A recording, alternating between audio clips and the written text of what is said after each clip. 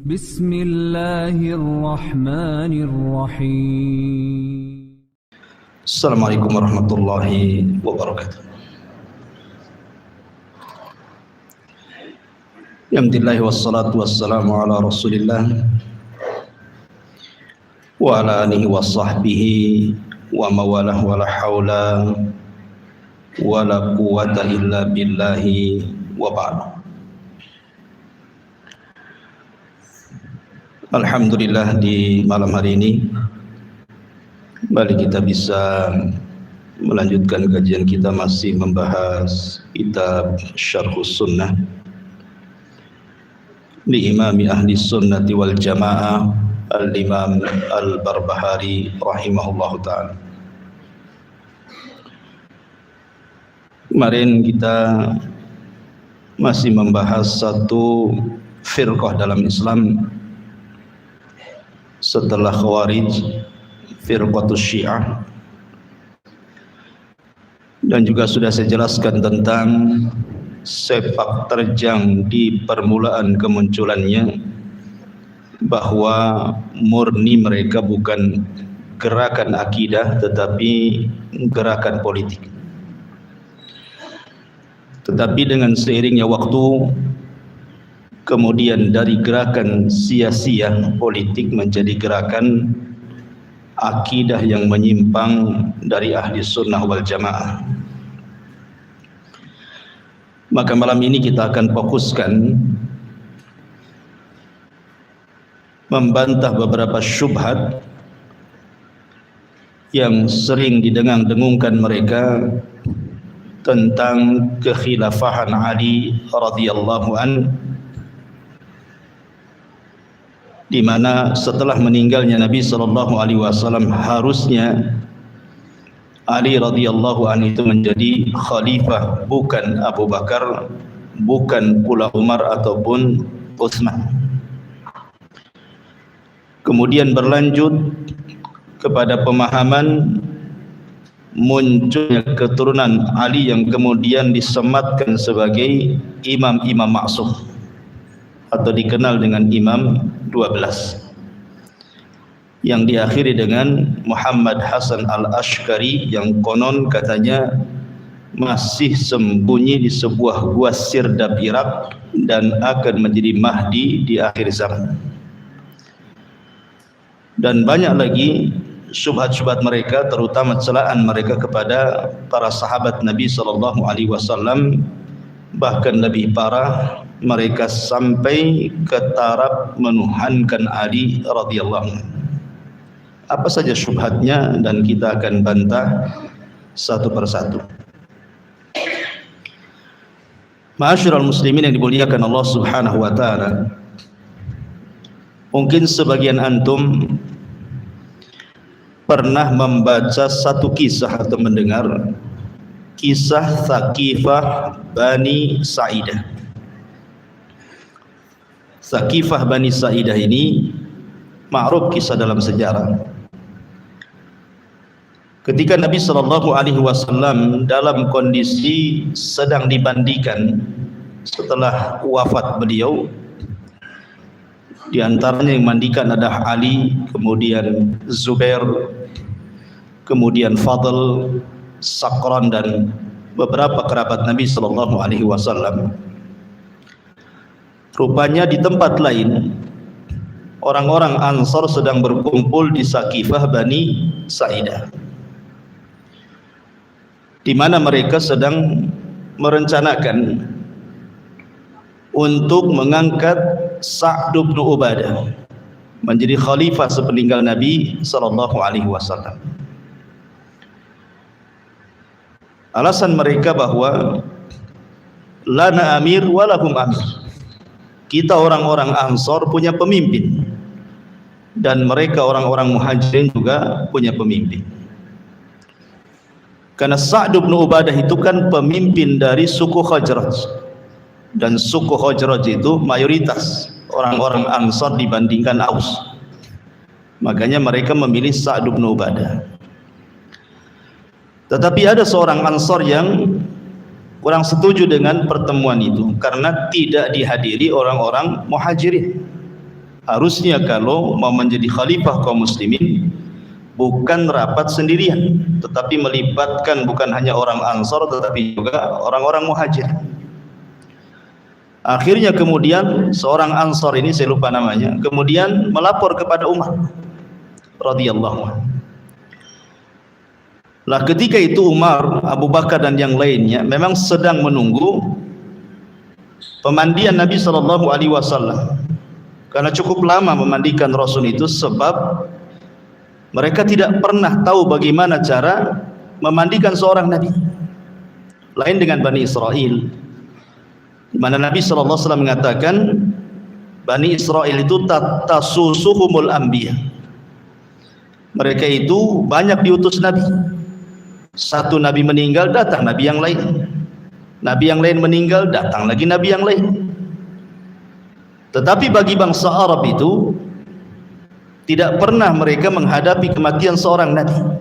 Itulah satu-satunya Nabi, dan tidak ada Nabi setelahnya. Sehingga terjadi perselisihan. Bagaimana cara memandikan seorang Nabi? Apakah harus dibuka bajunya atau tidak? Bagaimana cara mengkafaninya? Bagaimana cara menyolatkannya? Bagaimana cara menguburkannya? Di mana dia dikuburkannya? Jadi banyak perselisihan yang bagi mereka itu persoalan baru. Sehingga lama akhirnya proses kemudian fardu kifayahnya Nabi SAW. Lah ketika sampai berita perkumpulan orang-orang Ansar ini, akhirnya Umar pun tidak tahan, akhirnya ngomong dengan Abu Bakar agar menghentikan mereka. Sebab kalau dihentikan, sempat mereka membaiat Sa'ad ibn Ubadah. Sementara orang-orang Muhajirin tidak tahu, akan jadi fitnah. Akhirnya kemudian Abu Bakar Siddiq radhiyallahu an membawa Abu Ubaidah ibn al-Jarrah. Jadi hanya 3 orang saja. Umar, Abu Bakar, kemudian Abu Ubaidah ibn al-Jarrah. Mendatangi ke Saqifah Bani Sa'idah. Di situ sudah berkumpul orang-orang Ansar. Umar ini sudah menyiapkan kata-kata. Jadi sepanjang jalan Umar itu sudah menyediakan materi yang kelak akan dibicarakan di hadapan orang-orang Ansar. Tetapi kemudian setelah sampai dan mereka mendapati pembesar-pembesar Ansar sedang kumpul, di situ juga ada Sa'ad bin Ubadah yang orang-orang Ansar hendak memilih sebagai khalifah sepeninggal Rasul. Umar itu sudah berbicara. Tapi Abu Bakar Siddiq radhiyallahu anhu mengatakan, "Uskut ya Umar, diam." Maka Umar seketika diam. Padahal Umar itu tidak bisa, dia kalau bicara dia tidak bisa dihentikan. Tapi karena yang bicara Abu Bakar, Umar pun terdiam. Kenapa? Karena dahulu semasa Rasul hidup, Umar ini pernah berkonflik dengan Abu Bakar. Jadi suatu ketika ini Abu Bakar dengan Umar ini berselisih paham, dan Abu Bakar itu ada sedikit keras orangnya, ya. Sehingga kemudian kata-katanya menyinggung Umar. Tetapi walaupun demikian Abu Bakar cepat mencabut kata-katanya dan minta maaf kepada Umar. Tapi Umar tidak memaafkannya. Abu Bakar terus meminta maaf, Umar tidak memaafkannya. Akhirnya Abu Bakar pergi menghadap Nabi SAW. Kemudian menceritakan perselisihannya dan mengatakan, "Aku sudah minta maaf kepada Umar ya Rasul, tapi Umar tidak memaafkan." Maka Rasul mengatakan, "Ghafarallahu ya Aba Bakrin, ghafarallahu ya Aba Bakrin, ghafarallahu laka ya Aba Bakrin." Semoga Allah mengampuni engkau, semoga Allah mengampuni engkau, semoga Allah mengampuni engkau. Sehingga Abu Bakar pun kemudian agak tenang sedikit. Lah Umar radhiyallahu anhu pulang ke rumahnya. Sampai di rumahnya dia menyesal kenapa tidak memaafkan Abu Bakar. Akhirnya dia keluar rumah lagi, langsung menuju rumah Abu Bakar. Rupanya tidak ada, dan Umar tahu kalau tidak di rumah pasti di rumah Nabi. Maka Umar pun kemudian ke rumah Nabi. Rupanya betul ada Abu Bakar di situ. Nah Umar radhiyallahu an langsung melihat wajah marahnya Nabi. Nabi marah kepada Umar radhiyallahu an, kenapa dia tidak memaafkan Abu Bakar? Sehingga kemudian Abu Bakar berusaha untuk menenangkan Rasul, jangan marah kepada Umar, sampai mengatakan, "Inni kuntu azlam ya Rasulullah." inni kuntu adzlam ya Rasul. Rasul saya yang salah. Saya yang sudah menzalimi Umar, saya yang salah. Tapi Rasul tidak menatap wajah Abu Bakar, justru menatap Umar radhiyallahu anhu.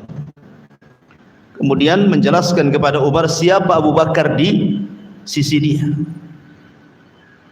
Kata Nabi SAW, ya Umar, dulu aku diutus oleh Allah Subhanahu wa taala kepada kalian dan engkau mendustakannya kecuali Abu Bakar. Dan tidak ada manusia yang menghabiskan kekayaannya untuk perjuangan dakwahku kecuali Abu Bakar.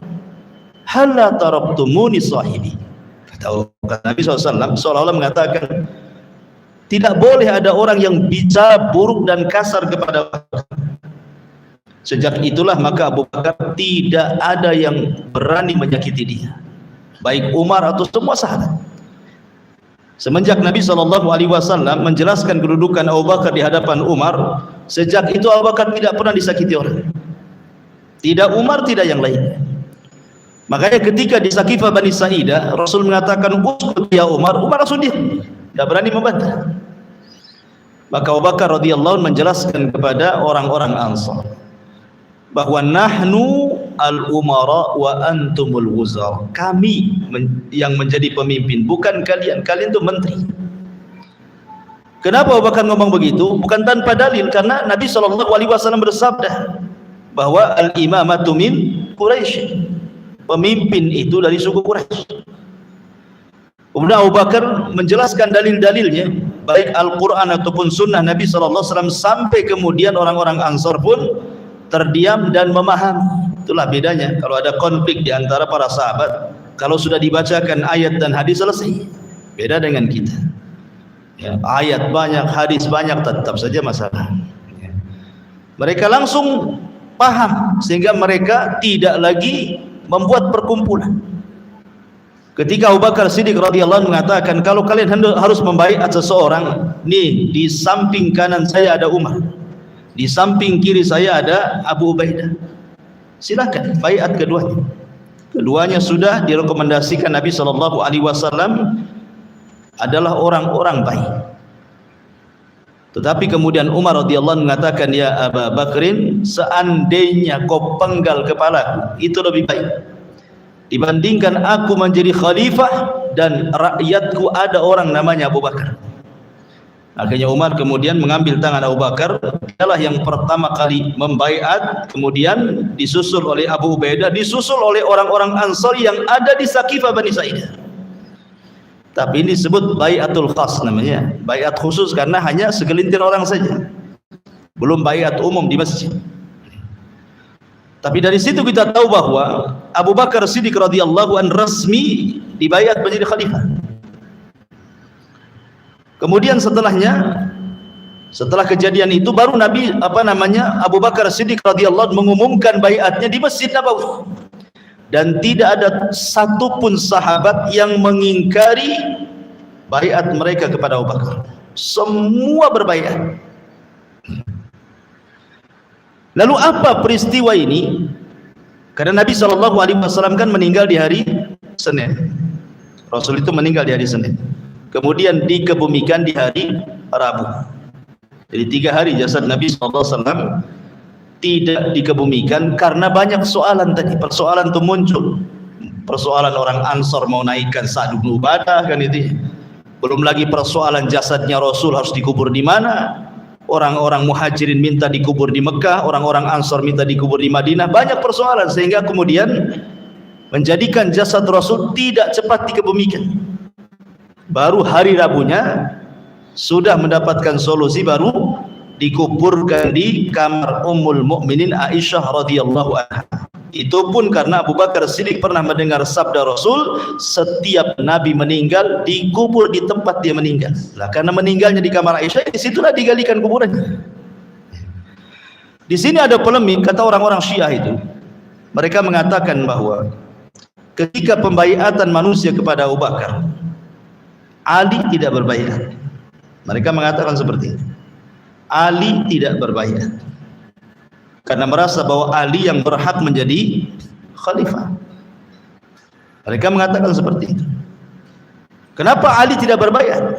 Karena Ali tahu bahwa yang menjadi khalifah harusnya dia, bukan Abu Bakar, bukan pula setelahnya Umar, bukan pula setelahnya Utsman bin Affan radhiyallahu.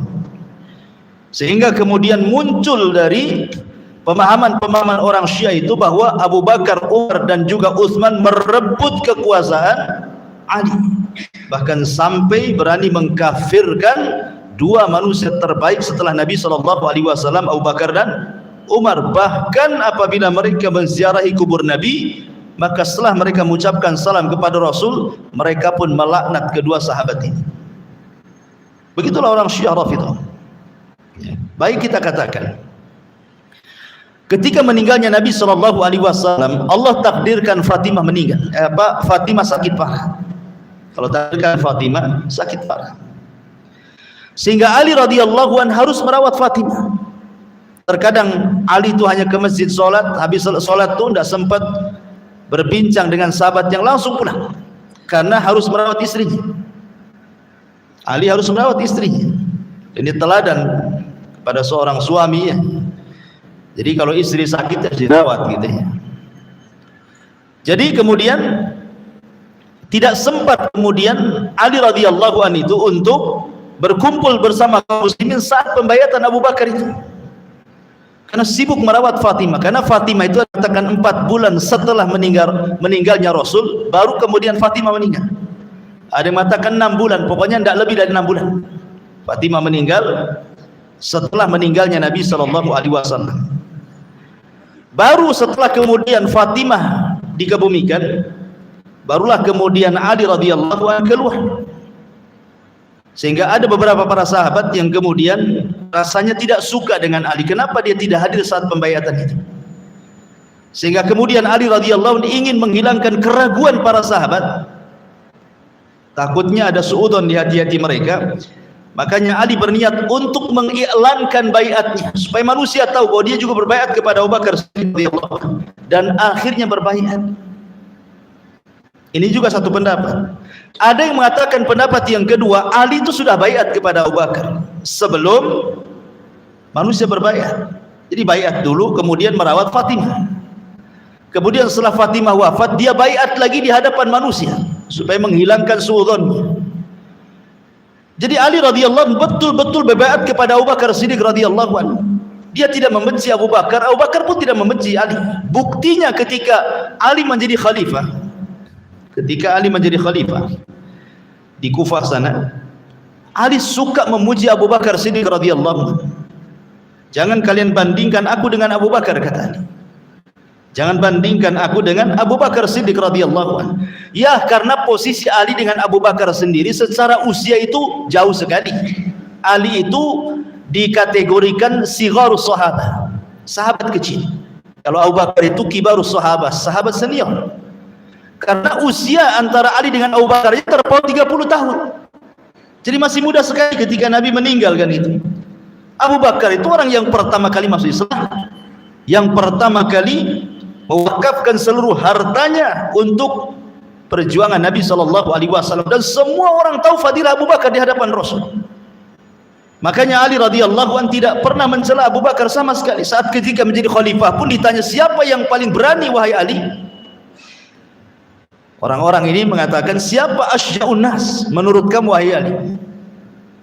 Disangkanya Ali akan mengatakan diri, tapi Ali radhiyallahu mengatakan Abu Bakar.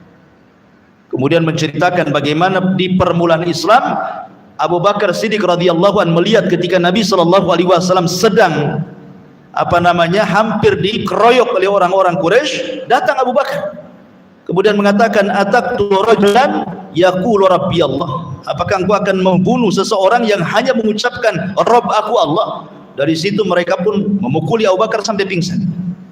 Kata Ali, tidak ada orang yang lebih berani dibandingkan Abu Bakar Siddiq radhiyallahu.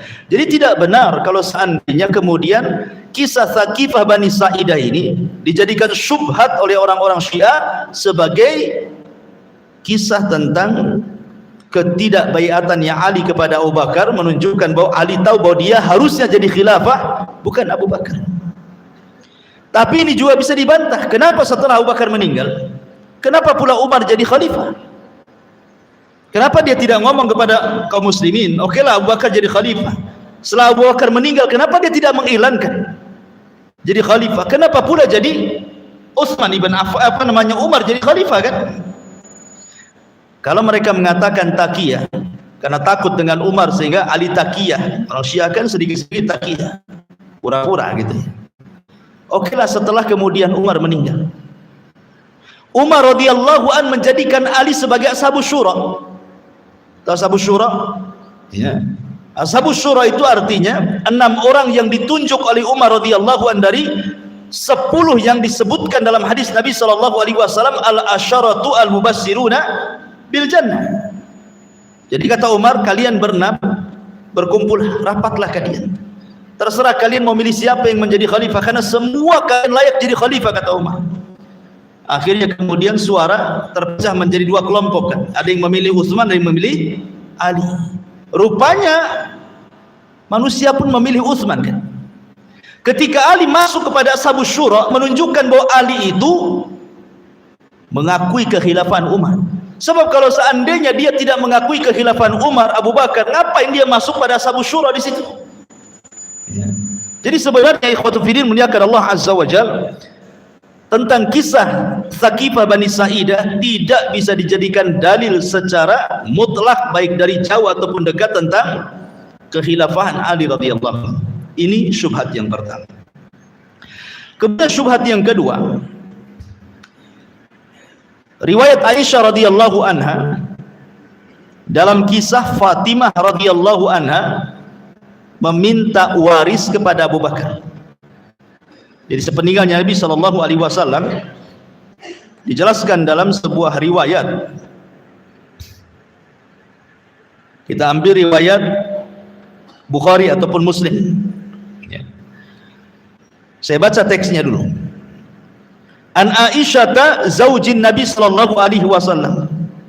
Dari Aisyah radhiyallahu, istri Nabi sallallahu alaihi wasallam, annaha akhbarathu, bahwa dia menghabarkan sesuatu, anna Fatimah binta Rasulillah sallallahu alaihi wasallam arsalat ila Abi Bakrin As-Siddiq radhiyallahu an tas'aluhu mirathaha min Rasulillah sallallahu alaihi wasallam. Jadi Fatimah, kata Aisyah, itu mengutus seseorang kepada Abu Bakar setelah menjadi khalifah, menuntut warisan bapaknya Nabi. Ya, menuntut warisan harta Nabi sallallahu alaihi wasallam yang ditinggalkan oleh Rasul setelah wafatnya Nabi. Mimma afa Allahu alaihi bil Madinati wa fadaka wa ma baqiya min khumusi al Khaybah. Dijelaskan di situ apa saja warisan Nabi sallallahu alaihi wasallam yang menurut Fatimah itu warisan Nabi untuk anak-anaknya. Ia meminta kepadanya warisan dari Nabi sallallahu alaihi wasallam. Di antaranya adalah fai yang Allah berikan kepada Rasul di Madinah, kemudian tanah yang ada di Fadak, dan apa yang tersisa dari 1/5 Khaybar, karena bagian Rasul kan khumus, ya 1/5-nya. Akhirnya kemudian Abu Bakar Siddiq radhiyallahu an menjelaskan, faqala Abu Bakar Siddiq radhiyallahu an, anna Rasulullah sallallahu alaihi wasallam qala la nurathu ma tarakna sadaqah, innama ya'kulu alu Muhammadin min hadzal mali wa inni wallahi la ughayyiru syai'an min sadaqati Rasulillah sallallahu alaihi wasallam an haliha allati kanat 'alaiha fi ahdi Rasulillah sallallahu alaihi wasallam. Kemudian Abu Bakar Siddiq radhiyallahu anhu mengatakan, wahai katakan kepada Fatimah bahwa Nabi sallallahu alaihi wasallam pernah bersabda, kami tidak mewarisi apa yang kami tinggalkan dari harta kami adalah sedekah. Jadi Abu Bakar menyampaikan sabda Nabi sallallahu alaihi wasallam, katakan kepada Fatimah, Nabi bersabda, kami para nabi tidak meninggalkan harta, semua harta kami sepeninggal kami semua jadi sedekah. Berarti tidak ada warisan, karena semua harta Nabi kalau Nabi meninggal menjadi sedekah, nggak ada waris lagi. Kemudian kata Abu Bakar Siddiq radhiyallahu anhu, sesungguhnya keluarga Muhammad makan dari harta ini, dan sesungguhnya aku demi Allah tidak akan mengubah sedikit dari sedekah Nabi SAW dari kondisinya yang ada pada zaman Nabi SAW. Jadi Abu Bakar tidak memberikan warisan karena memang tidak ada warisan. Jadi Fatimah dipahamkan oleh Abu Bakar, saya tidak akan memberikan tanah-tanah itu karena itu semua sudah disedekahkan oleh Nabi. Karena tidak ada seorang Nabi kalau meninggal kecuali hartanya diwariskan untuk sedekah, bukan untuk ahli warisnya. Jadi Abu Bakar berusaha menenangkan Fatimah. Akhirnya dijelaskan kemudian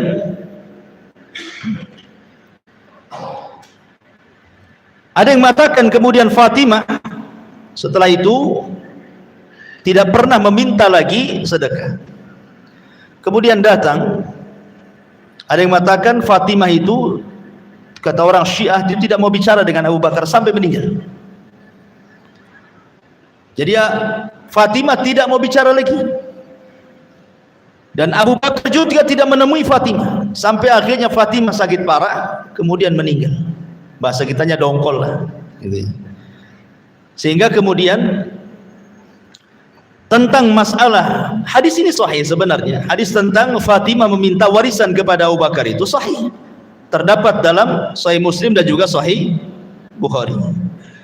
Jadi orang-orang ini mengatakan, orang Syiah ini ingin katakan dengan kisah ini, mereka mengatakan lihat bagaimana zalimnya Abu Bakar kepada siapa? Keluarga Nabi. Kepada keluarga Ali radhiyallahu anhu. Kenapa kemudian Abu Bakar mencegah harta warisan tidak diberikan kepada keluarga Nabi? Tidak lain karena hasadnya Abu Bakar kepada Ali. Bagaimana caranya Ali itu jangan menjadi khalifah? Makanya dipojokkan sama Abu Bakar Siddiq sampai harta warisan pun dicegah. Ikhwatu fillah, tuduhan-tuduhan seperti ini tentu adalah celaan. Tidak mungkin Abu Bakar punya akhlak seperti itu. Tidak mungkin Abu Bakar Siddiq radhiyallahu an punya akhlak seburuk itu. Karena Abu Bakar itu dikenal dengan kebersihan hatinya. Makanya Nabi SAW ketika menjelaskan keutamaan Abu Bakar di antara seluruh keimanan kaum muslimin setelahnya, kata Nabi SAW, kalau Abu Bakar nih keimanan ditimbang di satu neraca, kemudian keimanan semua kaum muslimin setelahnya diletakkan neraca yang lainnya, tentu keimanan Abu Bakar jauh lebih berat dibandingkan keimanan seluruh kaum muslimin. Kemudian Nabi SAW mengatakan, berbeda dengan Umar.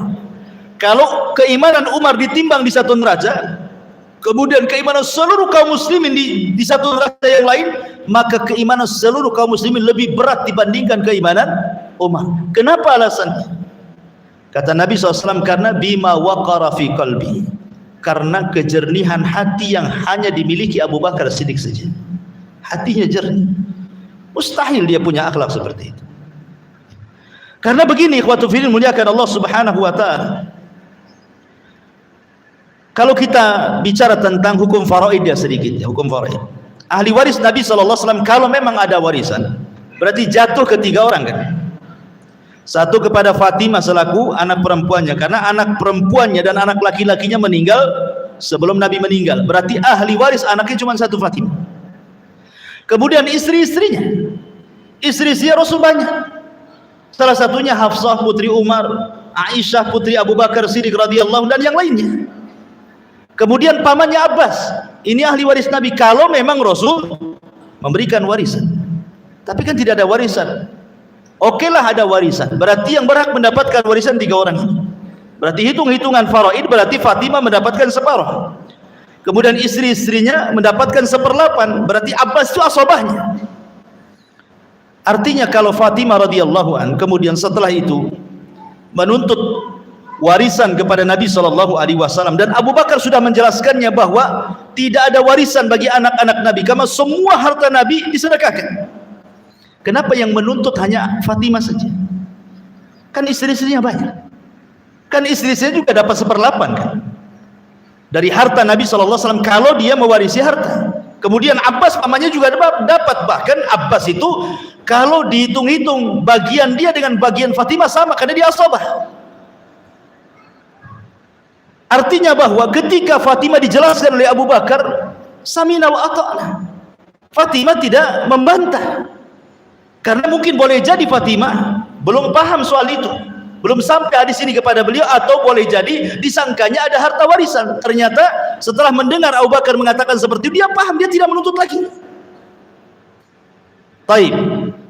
Setelah Abu Bakar meninggal, Abu Bakar itu juga dapat hak kan? Maksudnya dari putrinya Aisyah kan? Aisyah kan istrinya juga. Kenapa dia tidak dapat? Kemudian Umar, ketika Abu Bakar meninggal, Umar menjadi khalifah. Umar dapat dari dua arah. Pertama dari putrinya Hafsah, yang kedua dari istrinya. Siapa istrinya? Istri Umar, putri Ali, Ummu Kulthum. Ali itu punya anak putri, saudari daripada Hasan dan Husain, dinikahi Umar bin Khattab. Sementara ketika Fatimah meninggal, otomatis kan putrinya dapat kan begitu. Tapi Umar juga tidak kemudian mencari hak waris untuk putrinya Hafsah ataupun untuk istrinya. Taib. Mungkin Ali radhiyallahu an taqiyah, takut dengan Umar. Dan tidak mungkin Ali radhiyallahu penakut. Ali itu pemberani. Anggap saja mereka, kita katakan seperti ucapan mereka taqiyah Ali itu. Lah ketika kemudian Abu Bakar meninggal, Umar meninggal, kemudian Utsman juga meninggal, Ali jadi khalifah. Ali jadi khalifah. Kenapa Ali radhiyallahu an kemudian tidak menuntut warisan istrinya kan gitu? Dengan khumusnya Khaybar atau fadaknya gitu ya. Kenapa? Sampai ketika Ali meninggal pun Hasan tidak menuntut warisan. Kemudian meninggal juga Husain tidak menuntut warisan. Sampai kepada Daulah Abbasiyah pun tidak ada cerita menuntut warisan. Berarti dari sini kita katakan bahwa ini kan karang-karangannya orang Syiah saja. Seolah-olah kemudian Abu Bakar mendolimi Fatimah dan juga Ahlul Bait. Na'udzubillahi min dzalik. Ya. Kemudian mereka mulai mengambil dalil dari Quran. Contoh umpamanya ucapan dari Nabi Allah Zakaria dalam Al-Quran itu apa? Yarithuni wa yarithu min ali Ya'qub. Apa kata Nabi Allah Zakaria? Yarithuni, telah mewarisi untukku, dan yang mewarisi adalah keluarga Ya'qub. Mereka mengatakan, lihat Nabi juga dapat warisan di sini. Ya, artinya Ya'qub Zakaria mewarisi keluarga Ya'qub. Berarti Nabi itu juga punya harta waris, tidak semua disedekahkan katanya. Karena Zakaria mengatakan seperti itu dalam Al-Quran, bahwa dia mendapatkan warisan dari keluarga Ya'qub. Kita katakan bahwa warisan di sini bukan harta, tapi warisan di sinilah kenabian, bukan harta. Yang kedua, nggak ketemu Nabi Zakaria dengan Nabi Ya'qub. Zakaria di mana, Ya'qub di mana? Zakaria ini nabi-nabi akhir Bani Israel. Dia nabi yang paling akhir. Dia Zakaria, Yahya, Isa itu paling akhirnya nabi-nabi Bani Israel. Sementara Ya'qub ini justru dialah bapak moyangnya Bani Israel. Berapa ratus nabi yang melewatinya itu. Jadi yang dimaksud di sini bukan harta warisan, tetapi warisan kenabian. Ya, karena nabi itu tidak pernah mewariskan. Makanya innal anbiya lam yurathu dinaran wala dirhaman walakin warasul ilma faman akhadahu akhadha bihadin wafir, katanya. Kata Nabi SAW, nabi itu tidak pernah mewarisi dinar dan dirham. Yang mereka warisi itu ilmu. Dan Nabi SAW mengatakan, nahnu ma'asyiral anbiya lam nuras. Kami ma'asyiral anbiya, seluruh para nabi tidak mewariskan harta. Ma tarakna sadaqah, apa yang kami tinggalkan semua jadi sedekah. Ataupun ucapan Nabi Sulaiman, wa waritha Sulaimanu Dawud, dan Sulaiman mewarisi apa namanya, warisan Nabi Dawud. Oke lah, kalau mereka mengatakan itu kan terlalu jauh antara Zakaria dengan Ya'qub.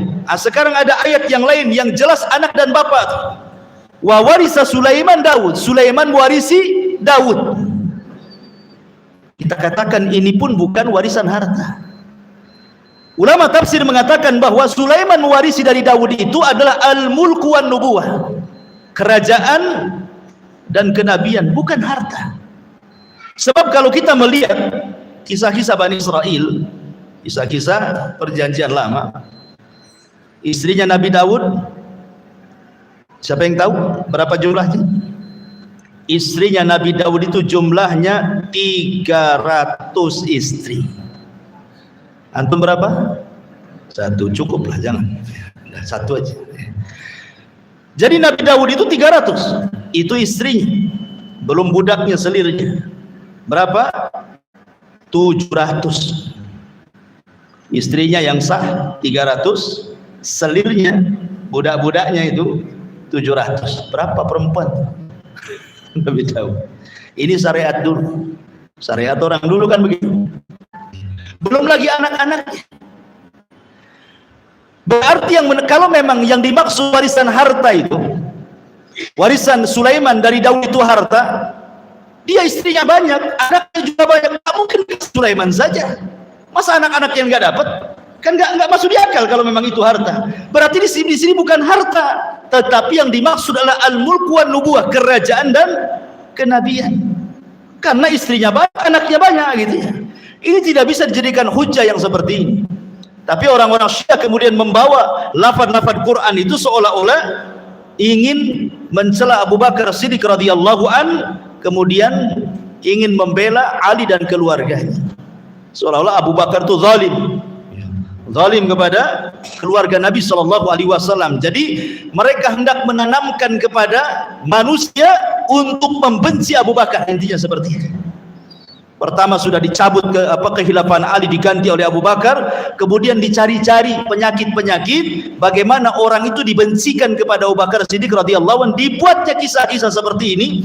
Kisah ini sahih ya, tetapi kemudian ditambah dan dikurang oleh mereka supaya orang itu membenci Abu Bakar, Umar, Utsman dan sahabat-sahabat yang lain. Nauzubillah. Ya, ini syubhat-syubhatnya orang-orang Syiah. Kemudian syubhat yang ketiga. Syubhat yang ketiga. Ma'asyiral muslimin yang dimuliakan Allah Azza wa Jalla, antum pernah dengar dalam sejarah ada namanya Raziyatul Khamis? Baru dengar Raziyatul Khamis ya. Ada Sakifah Bani Sa'idah kan masyhur gitu ya. Ada peristiwa di zaman Rasul namanya Raziyatul Khamis. Apa Raziyatul Khamis itu? Nabi SAW 4 hari sebelum wafatnya, hari Kamis, Khamis itu hari Kamis, kemudian Jumat, Sabtu, Ahad, Senin dia meninggal. Berarti cerita 4 hari sebelum meninggalnya Rasul. Itu disebut Raziyatul Khamis. Gimana kisahnya? Disebutkan dalam riwayat Bukhari dari Ibnu Abbas radhiyallahu anhu yaqul, yaumul khamis wa ma yaumul khamis, summa baka hatta balla damu al-hasa. Dari Abdullah ibn Abbas radhiyallahu anhu berkata, hari Kamis, tahukah kamu hari Kamis? Kata Abdullah bin Abbas. Kemudian Abdullah bin Abbas apabila terkenang dengan hari Kamis, maka dia pun menangis hingga air matanya membasahi pasir, saking banyak. Jadi Abdullah bin Abbas itu diingatkan hari Kamis, menangis dia ya. Makanya Abdullah bin Abbas mengatakan, hari Kamis, tahukah kamu hari Kamis? Dan bercerita, setelah menangis belum bercerita. Qala, kata Abdullah bin Abbas radhiyallahu anhu, ishtadda bi Rasulillah sallallahu alaihi wasallam wajahu faqala ituni bi katifi uktub lakum kitaban la tadhillu ba'dahu abada. Kemudian Abdullah bin Abbas mengatakan, menceritakan soal itu. Jadi Nabi Shallallahu Alaihi Wasallam di hari Kamis itu bertambah parah sakitnya. Pada hari Kamis lalu berkata, berikanlah aku buku, karena aku akan menuliskan untuk kalian satu ketetapan yang kalian tidak akan tersesat selamanya setelah ini. Kemudian kata Abdullah ibn Abbas radhiyallahu anhuma, fatanaza'u wala yanbaghi indan nabiy sallallahu alaihi wasallam tanazu. Faqalu ma lahu ahjara istafhimuhu faqala daruni alladhi ana fihi mimma tad'unani ilaihi fa amarahum bisalathin. Kemudian kata Abdullah ibn Abbas radhiyallahu anhu mengatakan, tiba-tiba kemudian setelah Rasul mengucapkan seperti itu, terjadilah perselisihan di antara para sahabat. Jadi orang-orang mulai bertengkar tuh. Padahal tidak sepatutnya mereka bertengkar di hadapan Nabi sallallahu alaihi wasallam. Mereka ada yang berkata, apakah beliau terdiam? Mereka mencari tahu tentang beliau, maka beliau berkata, tinggalkanlah aku.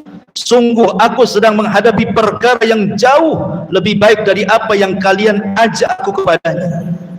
Lalu Nabi SAW berwasiat dengan 3 wasiat. Dalam riwayat yang lain, riwayat Muslim, Umar radhiyallahu anhu ketika melihat para sahabat mulai bergaduh, jadi Umar radhiyallahu anhu kemudian mengatakan, qala Umar, inna nabiyya sallallahu alaihi wasallam ghalabahul waja'u wa indana kitabullah hasbuna fakhtalafu wa kathural laghat. Sesungguhnya rasa sakit telah mempengaruhi Rasul sallallahu alaihi wasallam dan kalian telah memiliki Al-Qur'an, maka cukuplah Al-Qur'an bagi kalian. Maka terjadilah perselisihan dan banyak suara gaduh di sekitar Rasul. Maka Rasul mengatakan, pergilah kalian.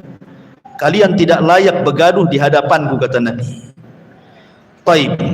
Kemudian Abdullah bin Abbas keluar dan mengatakan, innar raziyah kulla raziyah ma hala baina Rasulillah sallallahu alaihi wasallam wa baina kitabihi.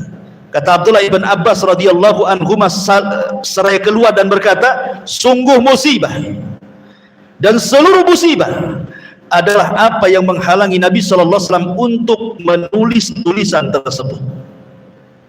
Jadi kisahnya begini, kawan. Saat Nabi ini sakit parah-parahnya, Nabi SAW sedang sakit luar biasa. Ingat, Nabi kalau merasakan sakit itu 2 kali lipat daripada sakitnya kita. Sebagaimana hadis Abu Sa'id Al-Khudri radhiyallahu anhu, dia menceritakan Nabi itu kalau sakit kepala 2 kali lipat sakitnya dibandingkan orang biasa. Kemudian Abu Sa'id Al-Khudri berkata, Rasul, apakah karena engkau mendapatkan 2 pahala? Ya, karena, kata Rasul, karena aku mendapatkan 2 pahala dibandingkan kalian. Artinya Nabi SAW di hari Kamis itu, maka disebut Raziyatul Khamis. Raziyah itu artinya musibah di hari Kamis. Jadi Rasul ketika sudah sakit, sahabat berkumpul. Lah saat berkumpul sahabat itu, Nabi mengatakan kepada para sahabat, bisa nggak diambilkan catatan untukku? Aku hendak menulis untuk kalian sebuah tulisan yang kalian tidak akan sesat selamanya. Kemudian tiba-tiba Rasul nampak sakit sekali. Umar berdiri dan kata Umar radhiyallahu anhu mengatakan, tidak usah diambil, cukuplah bagi kalian Al-Quran, dan Al-Quran itu sudah baik bagi kalian. Sahabat bergaduh, Rasul minta tulisan, kenapa Umar malah mengatakan sudah enggak usah, ya, cukup Al-Quran saja, kata Umar. Lah kata-kata Umar ini dipelintir sama orang-orang Syiah, seolah-olah apa? Sebenarnya Nabi SAW meminta tulisan itu, dia mau berwasiat bahwa yang menjadi khalifah setelah Nabi itu adalah Ali. Tapi Umar paham, makanya Umar mengatakan kepada para sahabat, jangan ditulis itu. Itu mau menyalahkan itu maksudnya. Jadi seolah-olah mereka Umar. Karena Umar paham nih, pasti wasiat Nabi minta tulisan itu maksudnya mau mencatat Ali di khalifah sepeninggalnya. Makanya Umar buat gaduh di situ katanya. Jangan dia, kan Ali hadir di situ. Kenapa Ali nggak ngambil catatan? Ngambil buku Rasulullah. Apa yang membuat dia takut? Kan ada Nabi di situ. Nggak usah dipandanglah Umar itu. Catatan kalau memang itu maksudnya Rasul hendak memberikan wasiat buat Ali menjadi khalifah, Ali langsung ambil buku. Nih Rasul bukunya kan gitu ya. Kenapa Ali dia hanya mengatakan katakan Rasul aku akan menghafalnya? Ini juga bantahan ikhwan. Ya. Ma'asyiral muslimin yang dimuliakan Allah Azza wa Jalla, intinya bahwa pendalilan orang-orang Syiah ini hanya hendak memintir sejarah, kemudian memojokkan Khalifah Umar bin Khattab radhiyallahu anhu, dan masih banyak ya Lanjut habis azan atau gimana? Sepakat atau tidak sepakat? Kalau saya ya ikan sepat ikan gabus ya, makin cepat makin bagus, balik habis sisa.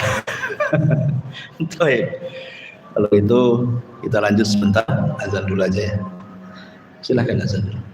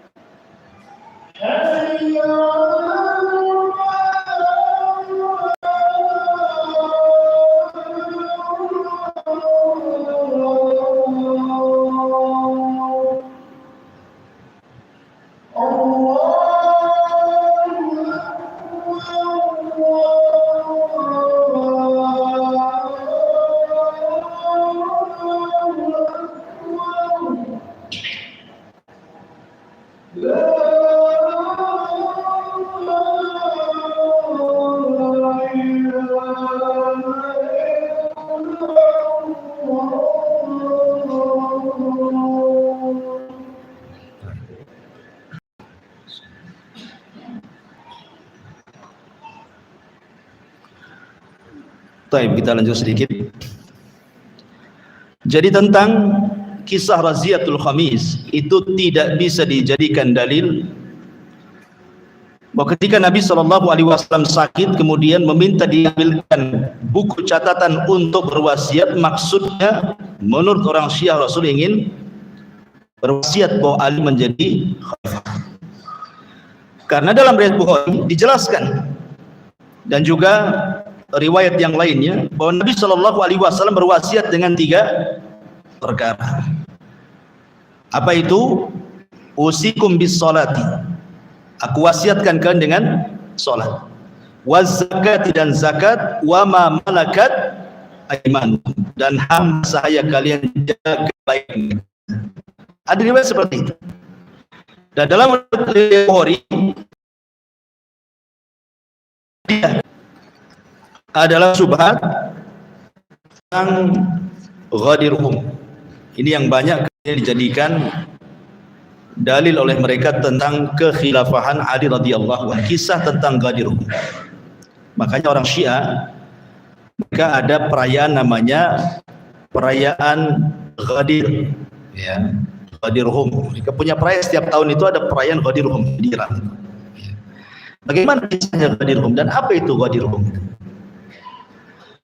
Jadi ketika Nabi SAW selepas Hajjatul Wada, pulang dari Haji Wada, kira-kira 250 km dari Mekah mengarah ke Madinah. Di situ ada daerah namanya Juhfah. Juhfah ini kalau dalam manasik haji atau umrah itu disebut mikot dari Arsyam, bagi yang melalui jalan laut. Di Juhfah itulah mikotnya. Jadi di Juhfah itu Nabi SAW kemudian berhenti karena Rasul kalau berjalan melakukan safar biasanya mereka atau Rasul SAW biasanya berjalan itu di malam hari.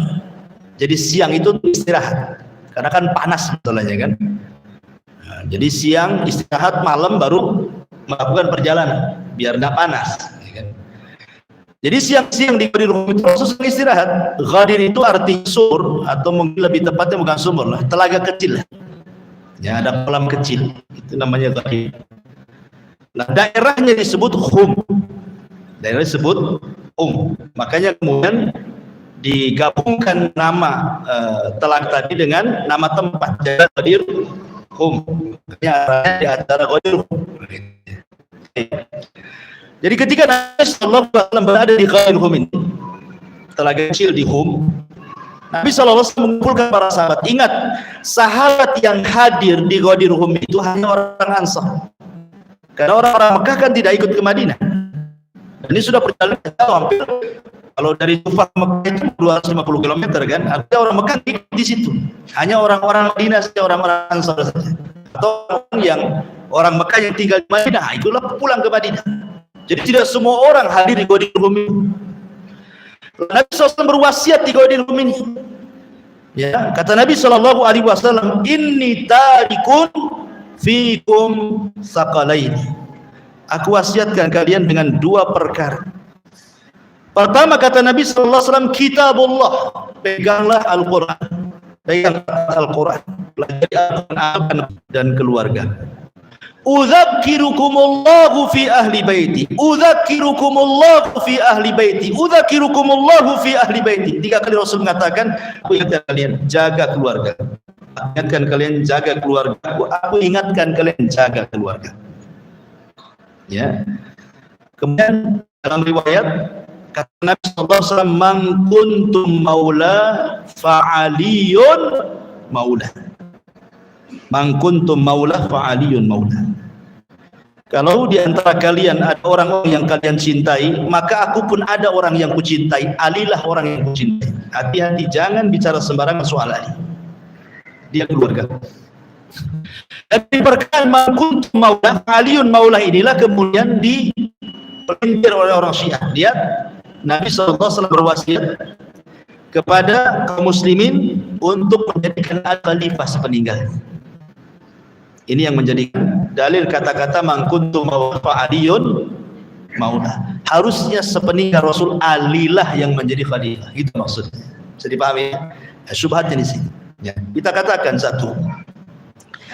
Tadi saya sudah katakan Rasul ini berwasiat di mana? Di Ghadir Hum, 250 km dari Mekah. Ada yang hanya orang Ansar saja kebanyakan. Kalau Nabi SAW berwasiat bahwa Ali menjadi khalifah sepeninggalnya, harusnya berwasiat ketika haji. Kan berkumpul kan? Manusia kan berkumpul, orang Mekahnya di situ, orang Madinahnya di situ, apalagi saat di Arafah. Manusia berkumpul semua. Kenapa ketika Arafah seperti ini? Kan benar, logikanya kan begitu ya. Kenapa nunggu di Ghadir Hum yang hanya yang hanya orang-orang Ansar saja mendengarnya. Orang Mekah kan nggak dengar. Karena amrul khilafah ini, ikhwan, ini perkara besar. Ya, Rasulullah SAW hendak wasiat khalifah sepeninggalnya bukan berkecil, karena khalifah itu bukan untuk orang-orang Ansar saja. Khalifah itu untuk muslimin semuanya, ya Ansarnya, ya muhajirinnya, mau tinggal di Madinah, mau di Mekah, dia akan menjadi pemimpin. Kenapa ketika Rasul berkhutbah di Arafah pada Haji Wada, kenapa tidak disentil soal ini? Kenapa di Ghadir Hum? Ini pertanyaan kita kepada mereka. Dari sini kita pahami bahwa Rasul itu hanya ingin menyebutkan keutamaan Ali di sisi dia. Sama ketika Rasul menjelaskan keutamaan Utsman dan mengatakan ala astahi mimma yastahi minhul malaika. Kenapa tidak malu kepada Utsman sementara malaikat saja malu dari dia? Sama dengan perkataan seperti ini. Apa perkataan Rasul kepada Umar? Ya Umar, kalau seandainya setan berjalan di satu jalan, engkau juga berjalan di jalan yang sama, setan yang kabur, kata Rasul. Enggak apa bedanya. Atau seperti tadi ketika Abu Bakar bermasalah dengan Umar, kata Rasul, halla taraktumuni sahibi, kan begitu. Kenapa kalian tidak memberikan uzur kepada sahabatku? Kalian siapa tahu Abu Bakar? Abu Bakar itu orang dekat aku. Jadi Rasul ini sebenarnya bukan hendak berubah khilafah, tetapi hendak menjelaskan keutamaan Ali. Sama dengan Rasul menjelaskan keutamaan Abu Bakar, keutamaan Umar, keutamaan Utsman, dan begitu seterusnya. Jadi tidak ada kemudian hadis Ghadir ini dijadikan dalil. Ya, dijadikan dalil bahwa Ali itu adalah orang yang berhak mendapatkan khilafah seperti Nabi sallallahu alaihi wasallam. Ya, karena mereka mengatakan ada wasiat Rasul kepada Ali dan mengatakan ketika Rasul hendak perang, ya, kalau nggak salah ke Tabuk, Ali radhiyallahu ingin ikut, tapi Rasul melarang dan mengatakan jangan, kau harus memimpin Madinah, jangan sampai Madinah kosong tidak ada pemimpin. Kemudian Ali pulang ke Madinah, rupanya orang-orang munafik ini mengejek Ali dan mengatakan nggak ada beraniannya perempuan macam-macam, marah dia. Balik lagi kepada Nabi, Rasul ikut saya. Gak enak perkataan orang-orang itu.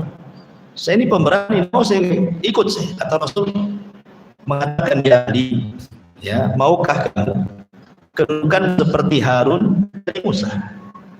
Lihat ketika Musa pergi, siapa yang jadi wakilnya? Kan begitu kata Rasul kepada Ali.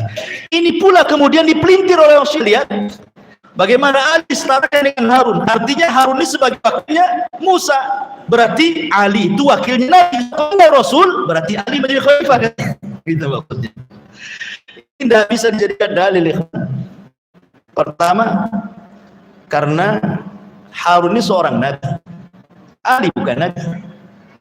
Yang kedua, Harun meninggal sebelum Nabi Musa. Harun meninggal dulu, baru Nabi Musa. Ini Nabi dulu baru Ali, kan begitu ya.